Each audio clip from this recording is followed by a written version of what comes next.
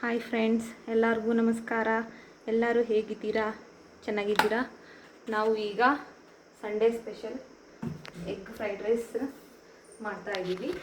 ಅದು ಹೇಗೆ ಮಾಡೋದು ನನ್ನ ಸ್ಟೈಲಲ್ಲಿ ನೋಡೋಣ.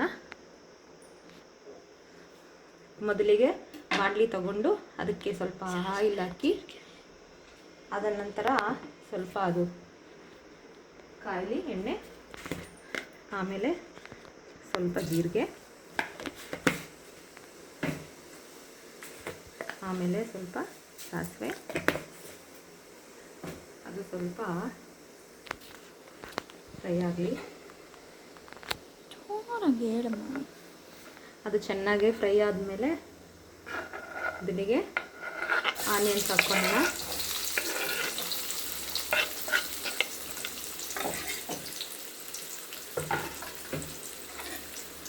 ಆನಿಯನ್ಸು ಸ್ವಲ್ಪ ಚೆನ್ನಾಗಿ ಫ್ರೈ ಆಗಲಿ.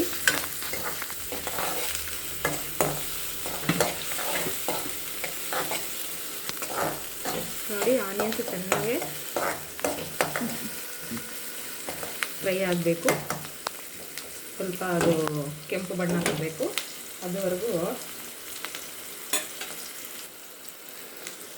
ಅನ್ನ ರೆಡಿ ಮಾಡಿಟ್ಕೊಳ್ಳೋಣ. ನೋಡಿ, ಕುಕ್ಕರಲ್ಲಿ ಅನ್ನ ರೆಡಿ ಮಾಡಿಕೊಂಡು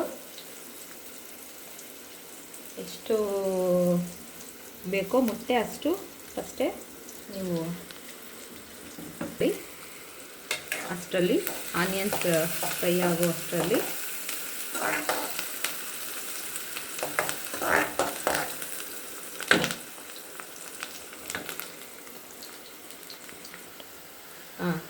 ನೋಡಿ ಫ್ರೆಂಡ್ಸ್, ಕೆಂಪಗೆ ಆಗ್ತಾ ಇದೆ.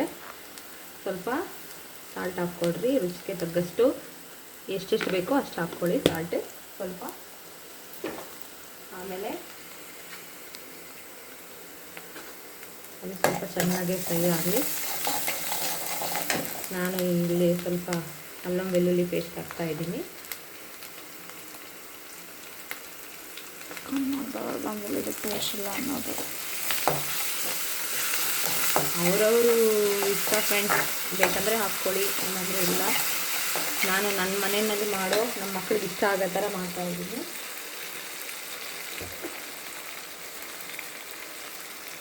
ಆಮೇಲೆ ಸ್ವಲ್ಪ ಖಾರದ ಪುಡಿ, ಹಸಿಮೆಣಸಿನ್ಕಾಯಿ ಕೂಡ ಹಾಕ್ಕೋಬೋದು. ಹಾಗೆ ಇಲ್ಲಿ ನಮ್ಗೆ ಸ್ವಲ್ಪ ಖಾರದ ಪುಡಿ ಹಾಕ್ತಾಯಿದ್ದೀನಿ. ಆಮೇಲೆ ಸ್ವಲ್ಪ ಅರಿಶಿನ ಹಾಕ್ಕೊಂಡು ಚೆನ್ನಾಗಿ ಫ್ರೈ ಮಾಡ್ಕೊಳ್ಳಿ. ಇದು ಒಂದು ಸ್ವಲ್ಪ ಫ್ರೈ ಆದ ನಂತರ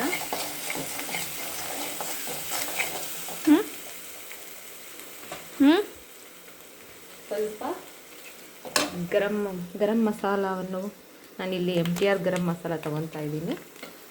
ಅದನ್ನು ಸ್ವಲ್ಪ ಹಾಕ್ಕೊಳ್ಳಿ.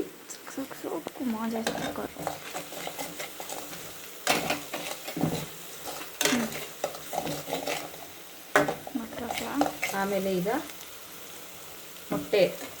ಮೊದಲಿಗೆ ಮೊಟ್ಟೆ ಇಟ್ಕೊಂಡಿದ್ದೀನಿ, ಅದನ್ನು ಹಾಕ್ಕೊತಾ ಇದ್ದೀನಿ.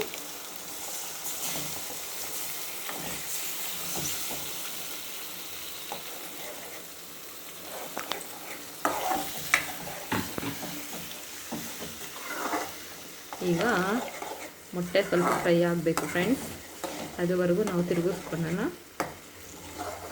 ಸ್ವಲ್ಪ ನೋಡಿ ಫ್ರೆಂಡ್ಸ್, ಈ ಥರ ಆಗುತ್ತೆ. ಸ್ವಲ್ಪ ಸಿಮ್ಮಲ್ಲಿ ಇಟ್ಕೊಂಡು ಮೊಟ್ಟೆ ಎಲ್ಲ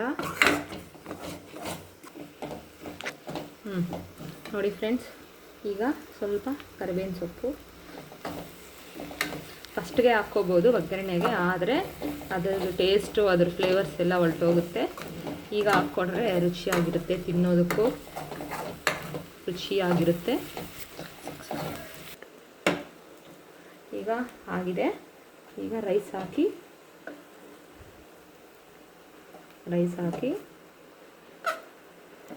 ಸೋಯಾ ಸಾಸು, ವಿನಿಗರ್ ಕೂಡ ಹಾಕ್ಕೊತಾರೆ ಫ್ರೆಂಡ್ಸ್, ಆದರೆ ಅವೆಲ್ಲ ಅವಸರ ಇಲ್ಲ. ಹಾಕ್ಕೊಳ್ಳೋರು ಹಾಕ್ಕೊಳ್ಳಿ, ಇಲ್ಲ ಅಂತಂದರೆ ಇಲ್ಲ.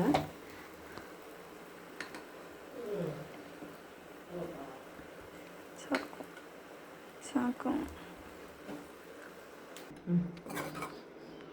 ನೋಡಿ ಸ್ನೇಹಿತರೆ, ಈಗ ಎಲ್ಲ ಅನ್ನ ಹಾಕ್ಕೊಂಡು ಕಲಿಸ್ಕೊಂಡಿದ್ದಾದಮೇಲೆ ಹೇಗಿದೆ.